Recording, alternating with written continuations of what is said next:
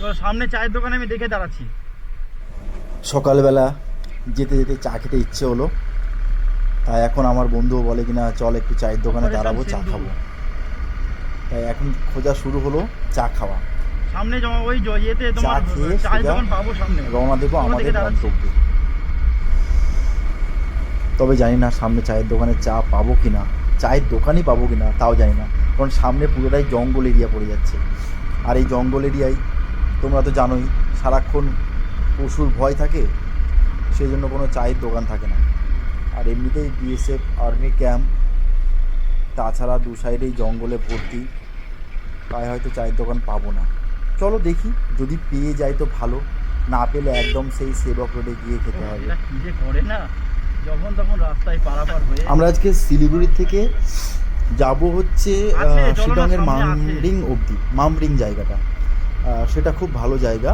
আর সামনে সেই পাহাড়গুলো মামরিংয়ে দেখা আমরা যাচ্ছে। নতুন হোমস্টে নিয়েছি, তো সমস্ত কিছু ফাইনাল করতেই আমরা চলেছি। তা আজকে এই মামরিং যাওয়ার পথে দেখা যাক কী কী সাইট সিন পড়ে।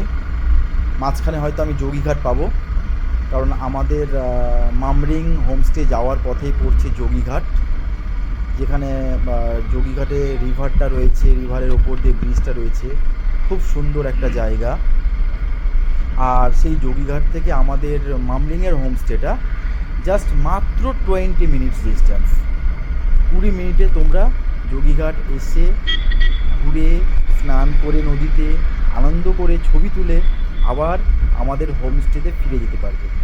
তো এতটাই সুন্দর সাইট সিন রয়েছে আমাদের ওইখান থেকে। আর যোগীঘাট খুব সুন্দর একটা জায়গা, চার সাইডে পাহাড়ে ঘেরা, আর মাঝখান দিয়ে নদী বয়ে চলেছে। বাম দিকে চলে গেল। তোমাদের তো খুব সুন্দর লাগবে। আর সোজা এটা হচ্ছে সেবক। দেখেছো, বলতে বলতে ভুলেই গেছি যে আমরা চা খাবো, এখন অবধি চায়ের দোকানই পেলাম না।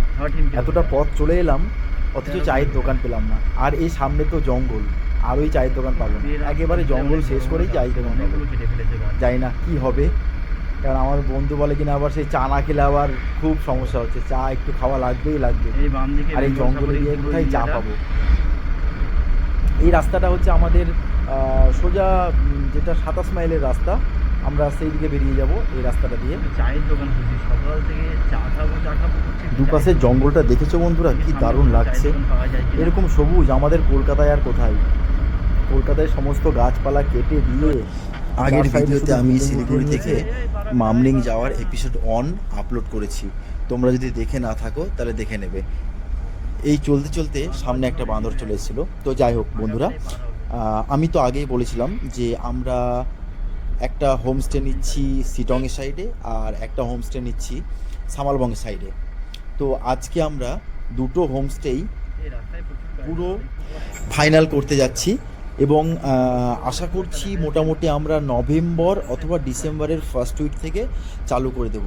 তো তোমরা যারা যারা ঘুরতে আসতে চাইছো আমাদের হোমস্টেতে, তারা অবশ্যই আমার সঙ্গে কন্ট্যাক্ট করতে পারো। খুব সহজেই বুকিংয়ের ব্যবস্থা আমরা করে দেব। আর এখান থেকে ভিউ খুব সুন্দর হবে। যেমন শিটংয়ের যে হোমস্টে রয়েছে সেখান থেকে যোগীঘাট জাস্ট 20 মিনিটের রাস্তা, এবং ওখান থেকে অহলদারা ভিউ পয়েন্ট 1 ঘন্টার রাস্তা, আর অরেঞ্জ টি গার্ডেন 1 ঘন্টার মধ্যেই।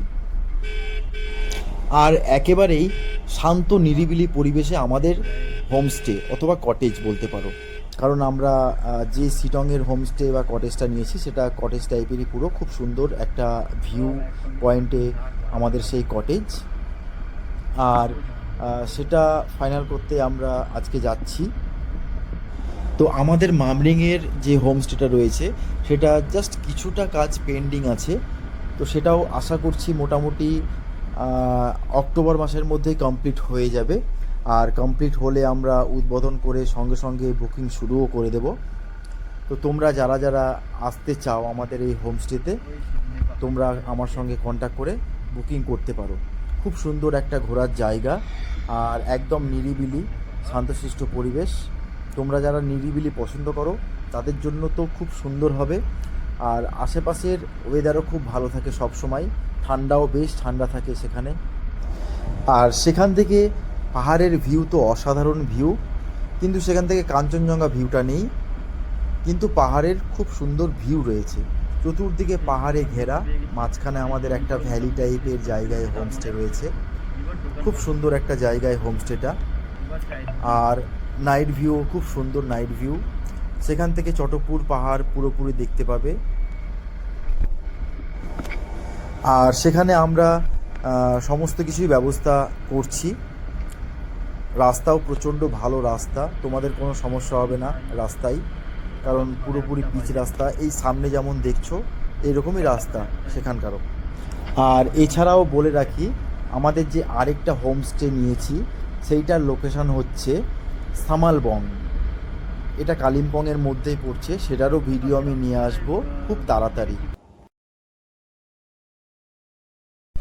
এই যে মংপু जाने वाला रास्ता कौन सा है? এরাও সব বাইক ঘুরে বেরিয়ে গেছে। ওয়াও, দাই तरफ ওকে। ফ্ল্যাগ নিয়ে, আমাদের ইন্ডিয়ার পতাকা নিয়ে এরাও বেরিয়ে গেছে। খুব সুন্দরভাবে একটা বাইক রাইড হচ্ছে এদেরও। এই যে এরা টিমে অনেকগুলোই আছে, আর বাইকের পেছনে ন্যাশনাল ফ্ল্যাগ দিয়ে দিয়েছে। হয়তো এরা চায়না বর্ডার যাবেন, ওই জন্য বেশি সুবিধে এদের। তো যাই হোক বন্ধুরা, আমি তো এখন মামরিং যাচ্ছি। আমি যে রাস্তাটা ধরেছি সেটা হচ্ছে শিলিগুড়ি থেকে যে ন্যাশনাল হাইওয়ে কালীঝোড়া হয়ে 27 মাইল। কালীঝোড়া থেকে ঠিক ডান দিকে চলে গেল পানবুদারা ভিউ পয়েন্টের দিকে, ড্যাম ক্রস করেই। আর আমি সোজা রুটটাই ধরেছি। সোজাটা হচ্ছে কিছুটা গিয়ে একটা ব্রিজ পড়বে, সেই ব্রিজটা থেকে ডান দিক নিতে হবে। ডান দিক নিলেই পড়বে 27 মাইল, যেটা শিটংয়ের দিকে ওঠার রাস্তাটাও পড়ে। আর ডান দিকে 27 মাইল থেকে গেলেই ডাইরেক্ট মংপু যোগীঘাট হয়ে মামরিং যেতে হবে। আর তোমাদের বলে রাখি, এই যোগীঘাট যাওয়ার যে রাস্তাটা, সেই রাস্তাটা আমরা যে 27 মাইল হয়ে মংপু হয়ে যাচ্ছি সেটা খুব ভালো রাস্তা। হ্যাঁ, যদি একটু চড়াই উতরাই আছে, কিন্তু রাস্তাটা বেশ ভালো, কোনো সমস্যা হবে না সেই রাস্তায়। আর যদি তুমি অন্য রুট ধরো তাহলে জানি না আমি রাস্তা কেমন হবে, তবে এই রাস্তাটা বেশ ভালো রাস্তা। কারণ हाँ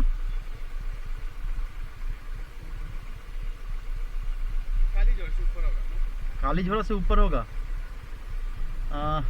ओ भैया, ये मोंगपू जाने वाला रास्ता किधर है? थोड़ा आगे। अच्छा, थैंक यू भैया। যাই হোক, তো মংপুটা আরো সামনে গিয়ে মংপু जाने वाला রাস্তা।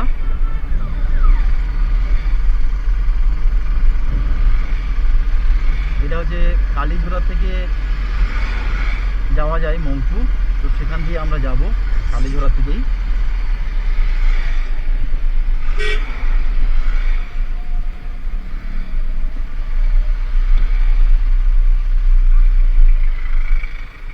এই যে এইখানে